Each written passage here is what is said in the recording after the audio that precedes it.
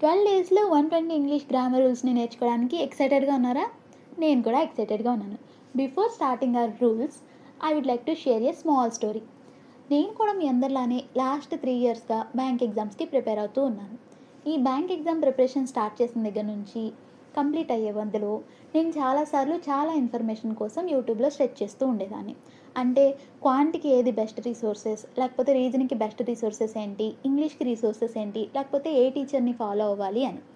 ఇలా నేను చాలాసార్లు స్ట్రెచ్ చేస్తూ ఉన్నప్పుడు ఒక విషయాన్ని నేను కామన్గా గమనించాను.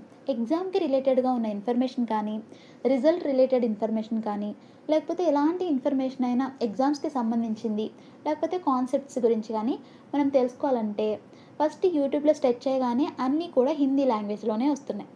నెక్స్ట్ ఒకవేళ ఇన్‌డెప్త్‌గా మనం ఇంకా వెళ్తూ ఉంటే హిందీ ప్లస్ ఇంగ్లీష్ లాంగ్వేజ్‌లో వస్తూ ఉన్నాయి. సో, కాన్సెప్ట్ బావుంటుంది. వాళ్ళు చెప్పే కంటెంట్ కూడా చాలా బావుంటుంది. చాలా ఇన్ఫర్మేషన్ ఉంటుంది. కానీ ఒకే ఒక్కటి బ్యారియర్‌గా ఉంది ఏంటంటే అది హిందీ లాంగ్వేజ్. వాళ్ళు హిందీలో చెప్పడం వల్ల అది నాకు సరిగా అర్థం కాక నేను ఒక విషయాన్ని అర్థం చేసుకోవడానికి నార్మల్‌గా 2 మినిట్స్ పడితే నాకొక 10 మినిట్స్ టైం పడుతూ ఉండేది. అప్పుడు నాకొకటి అనిపిచ్చేది. ఇదే కంటెంట్, ఇదే కాన్సెప్ట్ అనేది నా మదర్ టంగ్‌లో అంటే తెలుగు లాంగ్వేజ్‌లో అవైలబుల్‌గా ఉంటే నేను ఇంకా ఫాస్ట్‌గా అర్థం చేసుకొని, ఫాస్ట్‌గా నా టైంని సేవ్ చేసుకోగలిగేదాన్నేమో అనిపిచ్చింది. సో, అలాంటి ఆలోచన నుంచి వచ్చిందే ఈ 10 మినిట్ బ్యాంకర్స్ యూట్యూబ్ ఛానల్ అనేది. ఈ ఛానల్ నేను స్టార్ట్ చేయడానికి ఉన్న మెయిన్ మోటివ్ కూడా అదే. నేను ఏదైతే బ్యారియర్‌ని ఫేస్ చేశానో, నేను ఏదైతే ప్రాబ్లమ్‌ని ఫేస్ చేశానో, అలాంటి ప్రాబ్లమ్ నాలా ప్రిపేర్ అయ్యే aspirants especially from Telugu states నుంచి ప్రిపేర్ అయ్యే యాస్పిరెంట్స్ ఫేస్ చేయకూడదు అనుకోని, ఆల్ ఇన్ఫర్మేషన్‌ని, కంటెంట్‌ని, కాన్సెప్ట్‌ని most of the times or most of the కంటెంట్‌ని తెలుగులో అవైలబుల్‌గా ఉండేలా చేయాలనేది ఈ ఛానల్ యొక్క మోటివ్. మీకు కనుక నా ఐడియాలజీ నచ్చినట్లయితే ఛానల్‌ని సబ్స్క్రైబ్ చేసి నన్ను సపోర్ట్ చేయండి. Are you all excited to learn the rules? Let's start our rule number 1. Each, every. ఈచ్‌కి, ఎవ్రీకి మీనింగ్ సేమే ఉంటుంది. కానీ వాటిని సెంటెన్సెస్‌లో యూజ్ చేసేటప్పుడు మనం డిఫరెంట్ వేస్‌లో యూజ్ చేస్తూ ఉంటాం. ఈచ్ అనేది అడ్జెక్టివ్‌గాను, ప్రొనౌన్‌గాను వర్క్ చేస్తుంది. అది ఎవ్రీ వచ్చేసరికి అడ్జెక్టివ్‌గా మాత్రమే వర్క్ చేస్తుంది. సో, కొన్ని ఎగ్జాంపుల్స్ చూద్దాం. Each student is very talented. ఇక్కడ ఈచ్ అనేది అడ్జెక్టివ్‌గా వర్క్ అవుతుంది. So, this statement is right. Next statement. Each of my students is very talented. Here each అనేది ప్రొనౌన్గా యూజ్ అవుతుంది. ఈచ్ని మనం అడ్జెక్టివ్గాను ప్రొనౌన్గాను యూజ్ చేస్తాం కాబట్టి the statement is also right. Next statement. Every student is very talented. ఇక్కడ every అనేది అడ్జెక్టివ్గా use అవుతుంది. So the statement is right. తర్వాత sentence వచ్చేసరికి every of my students is very talented. ఇక్కడ ఎవ్రీని ప్రొనౌన్గా యూజ్ చేశారు, కానీ ఎవ్రీ ఎప్పుడు కూడా అడ్జెక్టివ్ మాత్రమే అవుతుంది, ప్రొనౌన్గా దాన్ని యూజ్ చేయకూడదు. అందువల్ల ఈ స్టేట్మెంట్ అనేది రాంగ్. నెక్స్ట్ సెంటెన్స్ చూస్తే I have a marker in every hand. Every hand కాదు, each hand. I have a pain in every leg. I have a pain in each leg. ఇది. సో నెక్స్ట్ ఇంకోటి ఏంటంటే each అనేదాన్ని 2 లేదా 2 కంటే ఎక్కువ ఉన్నప్పుడు యూజ్ చేస్తాం. 2 థింగ్స్ని కానీ 2 కంటే ఎక్కువ థింగ్స్ని చెప్పేటప్పుడు ఈచ్ని యూజ్ చేస్తాం. ఎవ్రీ వచ్చేసరికి 2 కంటే ఎక్కువ థింగ్స్ ఉంటే మాత్రమే యూజ్ చేస్తాం. సో అంటే ఏంటంటే ఎవ్రీని మనం కలెక్షన్ ఆఫ్ సెంటెన్సెస్ గురించి కానీ కలెక్షన్ ఆఫ్ థింగ్స్ గురించి చెప్పేటప్పుడు యూజ్ చేస్తాం. ఈచ్ని ఇండివిజువల్ అప్రోచ్ కోసం చెప్తూ ఉంటాం. సో ఓవరాల్గా ఈ రూల్ని చూద్దాం రండి. So let's see.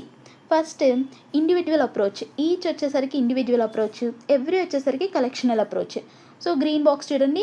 Each refers to the individual persons, that is 2 or more persons. It is used as pronoun and adjective. Next pink box. Every is used as a refers to a group. So 3 or more items only. It is only used as an adjective. So these are the examples. These examples already we have saw it. Next here quick tip. ఈచ్ని 2 కంటే కానీ 2 or more persons or 2 or more things కోసం use చేస్తాం. Every వచ్చేసరికి 3 or more కోసం use చేస్తాం. Use each for individual attention, use every for collective attention. So ఓవరాల్గా each ఎవ్రీలో ఈచ్ అనేది 2 కానీ 2 కంటే ఎక్కువ ఉన్న వాటిని చెప్పేదానికోసం యూజ్ చేస్తాం. ఎవ్రీ వచ్చేసరికి 2 కంటే ఎక్కువ ఉంటే మాత్రమే యూజ్ చేస్తాం. ఎవ్రీ అంటే ఒక కలెక్షన్, ఆల్ అని అర్థం. ఈచ్ అంటే ప్రతిదీ అని. Okay right. This is all about the rule number 1. Okay, our second rule is about both, not. Both అనే వర్డ్ని మనం ఎప్పుడైనా ఒక పాజిటివ్ సెంటెన్స్ని, పాజిటివ్ సిచ్యువేషన్ని రిప్రజెంట్ చేయడానికి యూజ్ చేస్తూ ఉంటాం. నాట్ అనేది ఒక నెగిటివ్ సిచ్యువేషన్ని కానీ నెగిటివ్ థింగ్ని కానీ యూస్ చేయడానికి, రిప్రజెంట్ చేయడానికి యూస్ చేస్తూ ఉంటాం. సో బోత్, నాట్ అంటే పాజిటివ్, నెగిటివ్ ఒకే సెంటెన్సెస్లో ఖచ్చితంగా రావు. ఇక్కడ బోత్, నాట్ అని ఏదైనా సెంటెన్స్లో ఉంది అంటే ఆ సెంటెన్స్లో ఆ పార్ట్ అనేది ఎర్రర్ ఉంది అని మనం తెలుసుకోవాలి. సో ఇక్కడ ఎగ్జాంపుల్ చూడండి, both Ram and Ravi are not going to visit this park again. Rama, Ravi ఈ పార్క్ని మళ్ళీ చూడరు, బోత్ అని ఇచ్చాడు ఇక్కడ. కానీ బోత్తో పాటు నాట్ వచ్చింది కాబట్టి ఈ సెంటెన్స్ అనేది రాంగ్. దీనికి బదులుగా మనం ఏం యూజ్ చేయాలంటే neither Ram nor Ravi is not going to visit this park again. This is the correct statement. Next ఇంకో ఎగ్జాంపుల్ చూడండి, both of my brothers are not present at that party or at that place. So దానికి ఇది ఇక్కడ కూడా both, not రెండు use చేస్తారు కాబట్టి ఆ సెంటెన్స్ అనేది wrong.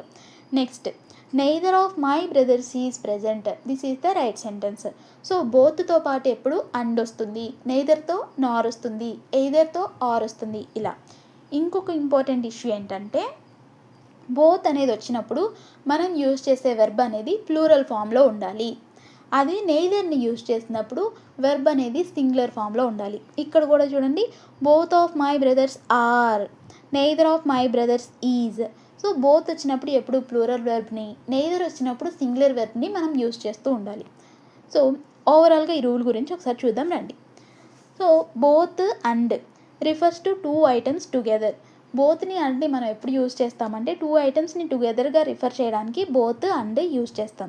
It creates a plural సబ్జెక్ట్ని మనకి క్రియేట్ చేస్తుంది. దానివల్ల మనం ప్లూరల్ వెర్బ్ని యూజ్ చేయాల్సి ఉంటుంది. తర్వాత never used with a negative statement, both, not is wrong. So బోత్ని ఎప్పుడు మనం నెగిటివ్ స్టేట్మెంట్తో యూజ్ చేయకూడదు. Next neither nor. Neither nor వచ్చేసరికి used for two items in a negative way. Negative వేలో ఏదైనా ఐటమ్స్ని కానీ ఏదైనా ఎక్స్ప్లెయిన్ చేయాలి అనుకుంటే అప్పుడు మనం నెయిదర్ని, నార్ని యూజ్ చేస్తూ ఉంటాం. Verb agrees with closer subject. క్లోజర్గా ఉన్న సబ్జెక్ట్ని వెర్బ్ అగ్రీ చేస్తూ ఉంటుంది. Negative meaning is inherent, no extra not needed. So neither nor use చేసినప్పుడు నాట్ అనే వర్డ్ని కూడా యూజ్ చేయాల్సిన అవసరం లేదు. నెయిదర్ అనే వర్డ్ని మనం ఎప్పుడైతే యూజ్ చేస్తున్నామో ఆ సెంటెన్స్ అనేది నెగిటివ్ అని అప్పుడే అర్థమవుతుంది. దానిలో మళ్ళీ నాట్ని మెన్షన్ చేయాల్సిన అవసరం లేదు. నెక్స్ట్ ఇక్కడ చూడండి, both Ram and Shyam are going to the party. Both Ram and Shyam are not going to the party. So ఇక్కడ వాళ్ళిద్దరూ వెళ్తున్నారు. ఫస్ట్ స్టేట్మెంట్లో both Ram and Shyam are going to the party అంటే it is a positive sentence కాబట్టి ఫస్ట్ సెంటెన్స్ అనేది right అయింది. కానీ second దాంట్లో వాళ్ళు వెళ్ళట్లేదు, not going to the party అన్నారు కాబట్టి ఈ సెంటెన్స్ రాంగ్ అయింది. దీనికి బదులుగా మనం neither Ram nor Shyam is going to the party, this is the correct sentence. Neither of the planes was accepted ఇలా వస్తుంది. నెక్స్ట్ ఇక్కడ చూడండి, ఇంకా ఎగ్జాంపుల్స్ సేమ్ ఎగ్జాంపుల్స్ ఇందాక కవర్ చేసాము ఇవి. తర్వాత never say both not, use neither instead. ఇదే రూల్ మొత్తం చెప్పేది ఏంటంటే బోత్ నాట్ కంబైన్డ్గా రావు. బోత్ నాట్ యూజ్ చేయాలనుకున్నప్పుడు మనం బోత్ నాట్ కాకుండా నెయిదర్ అనే వర్డ్ని యూజ్ చేయాలి.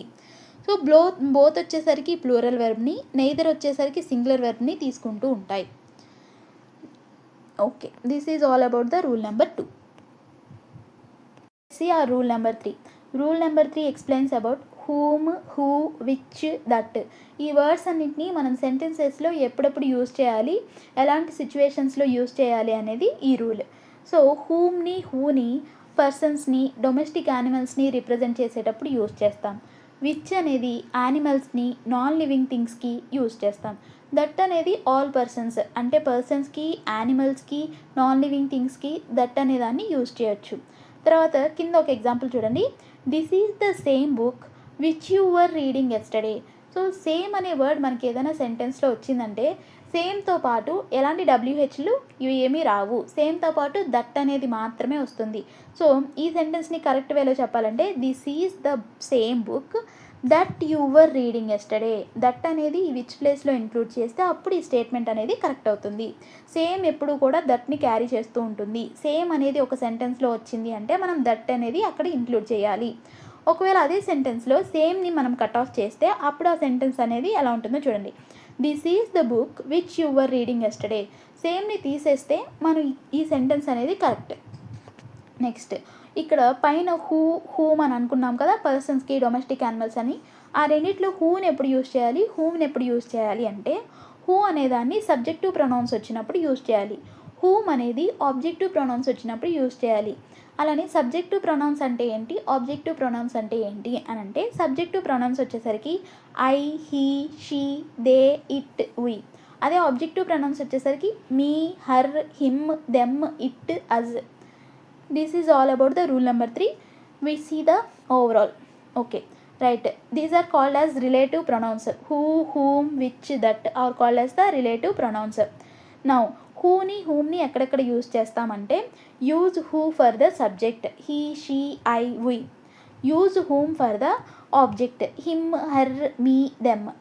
Subjective means who calls, he calls. Objective means whom did you call, you called him. ఇలాంటి వాటిలో మనం హూమ్ని యూజ్ చేస్తాం. Next is which, that. Use which for animals, non living things and animals. So that can be used for all. పర్సన్స్కి use అవుతుంది, యానిమల్స్కి use అవుతుంది, థింగ్స్కి కూడా యూజ్ అవుతుంది. అండ్ ఇంకో ఇంపార్టెంట్ రూల్ ఏంటి అంటే, the word same often takes that. Same అనే వర్డ్ ఎప్పుడు కూడా దట్ని క్యారీ చేస్తూ ఉంటుంది. These examples we already saw. Next quick tip, if you can replace it with he, use who. He use చేసినప్పుడు who use చేయాలి, him use చేసినప్పుడు whom use చేయాలి. దట్తో పాటు దట్ అనేది పీపుల్కి, యానిమల్స్కి, థింగ్స్కి అన్నిటికీ యూజ్ అవుతుంది. This is all about rule number 3. Next is ఆ రూల్ నెంబర్ 4. రూల్ నెంబర్ 4 వచ్చేసరికి కండిషనల్ సెంటెన్సెస్ గురించి చెప్తుంది. ఫస్ట్ మనం ఎగ్జాంపుల్స్ చూద్దాం రండి. If he had a car, he would have gifted it to her.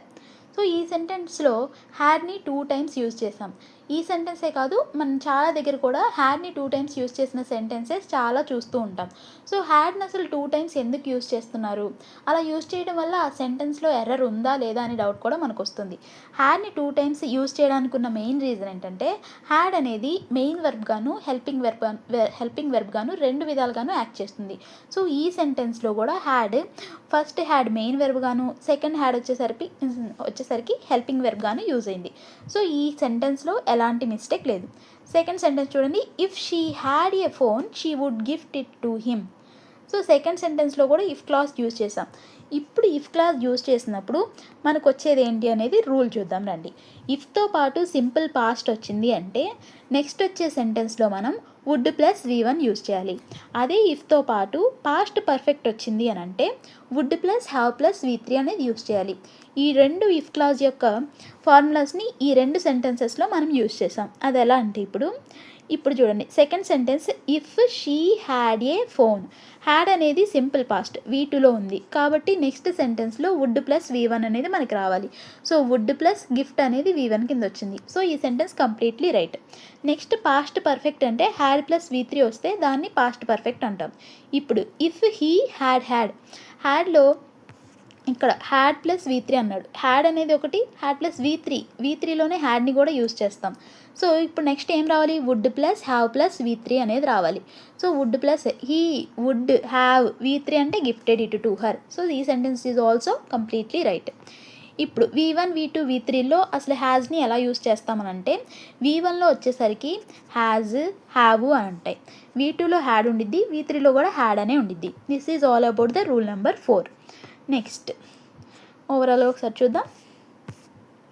Rule number 4, conditional sentences type 2 and type 3. So first condition వచ్చేసరికి if plus simple past.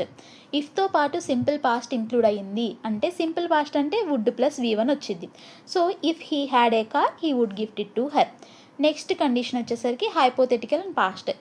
If plus past perfect అంటే had plus V3 వచ్చింది. దాంతో would plus have plus V3 రావాలి మనకి. So ఇదే ఎగ్జాంపుల్స్ని మనం ఇందాక చూసాము. సో నెక్స్ట్ చూడండి, if I were you, I would take it. If I had been there, I might have seen her. ఇలా టైప్ 2కి టైప్ 3కి ఉన్న డిఫరెన్స్ ఏంటి అని అంటే, టైప్ 2లో ఇఫ్ ప్లస్ సింపుల్ పాస్ట్ వచ్చింది అంటే వుడ్ ప్లస్ V1 ఉన్నాం కదా. So would, could, have, might use చేస్తాం. అదే టైప్ 3లో ఇఫ్ ప్లస్ పాస్ట్ పర్ఫెక్ట్ వచ్చింది అని అంటే, అప్పుడు మనం would have, could have, might have అనే వర్డ్స్ని యూజ్ చేస్తూ ఉంటాం. నెక్స్ట్ ఇవన్నీ కూడా ప్రాక్టీస్ క్వశ్చన్స్, ఒకసారి చూడండి. తర్వాత ఇప్పుడు క్విక్ టిప్ వచ్చేసరికి had is correct. The first is the auxiliary, the second is the V3 of the have. So this is all about the rule number 4. Next rule is about relative pronouns. So first examples చూద్దాం రండి. The first example is, she is one of the mothers who are really working very hard to make both ends. So ఇక్కడ వచ్చేసరికి mothers అని వస్తుంది కదా, she is one of the mothers అందరిలో ఒకరు అని అన్నారు కాబట్టి ఇక్కడ మనం యూజ్ చేసే వెర్బ్ అనేది ప్లూరల్ వేలో ఉండాలి, ప్లూరల్ ఫామ్లోనే ఉండాలి. అదే నెక్స్ట్ ఎగ్జాంపుల్ చూడండి. This is only one of the novels which is interesting. Only one అంటే ఉన్న నోవెల్స్ అన్నిట్లోకి ఇది ఒక్కటే అని అర్థం. సో అప్పుడు ఓన్లీ వన్ అనే దగ్గర మనం సింగులర్ వెర్బ్ని యూజ్ చేయాలి. This is all about rule number 5.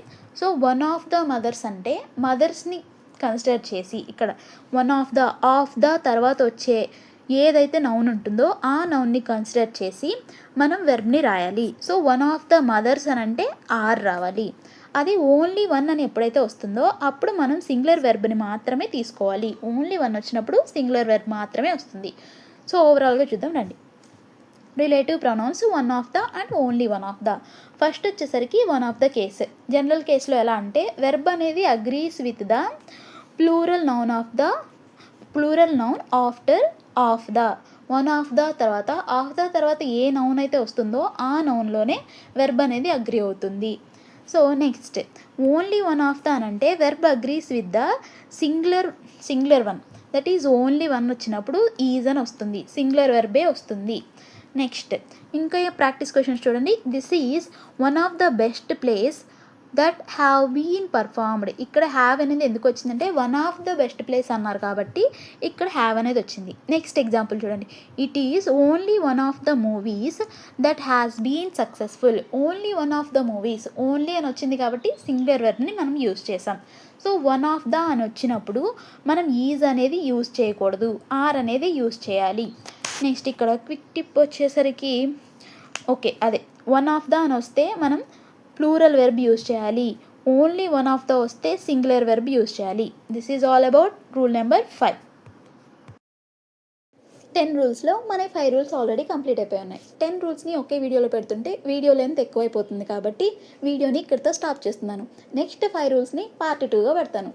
Next 5 rules కావాలి అనుకుంటే ఈ వీడియో కింద పార్ట్ 2 అని కామెంట్ చేయండి. Thank you.